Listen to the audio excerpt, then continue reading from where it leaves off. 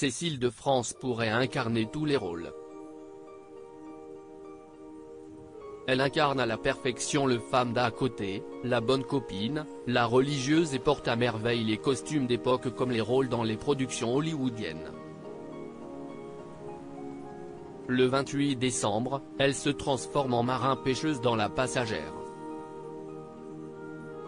Une fois les caméras éteintes, la sublime star belge de 47 ans ne se prélasse pas dans un appartement chic à Paris. Elle préfère sa vie loin de la capitale. Dans le magazine Elle, la comédienne se confie sur son rapport avec son métier. La journaliste du magazine Elle fait remarquer à Cécile de France qu'elle habite loin de Paris et qu'elle semble avoir un vrai désir de ne pas faire partie du petit cercle parisien. L'actrice rétorque alors : « Je n'ai pas grandi dans ce milieu. Je viens d'une petite ville en Belgique, Namur, où tout le monde se connaît. On boit des bières. CIST La ville de CIST arrivée près de chez vous, film culte avec Benoît Poelvoorde, note de la rédaction. Mes parents tenaient un café, le QG des jeunes artistes du coin. Je pense que ça a joué dans ma construction et CIST l'une des raisons pour lesquelles j'ai voulu faire ce métier. Ces artistes aux cheveux longs voulaient révolutionner le monde.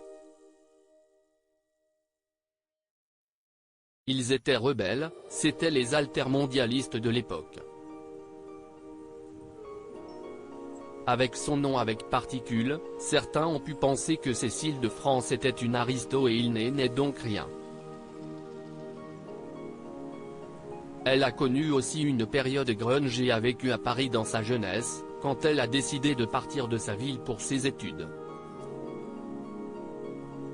Dans Le Monde en 2019, elle racontait son expérience parisienne : « J'étais malheureuse dans cette ville immense. J'ai gagné ma vie comme jeune fille au pair dans le très chic 16e arrondissement, moi qui étais grunge, m'habillais dans les poubelles et portais les cheveux rouges. » À l'époque, elle était en couple avec un amoureux qui jouait du djembé et faisait la manche et Cécile de France avoue même avoir été cracheuse de feu au quartier latin. CIST donc ouvert que Cécile de France coule des jours heureux avec sa famille, son mari musicien Guillaume Ciron et leurs enfants Lino, 13 ans, et Joy, 10 ans.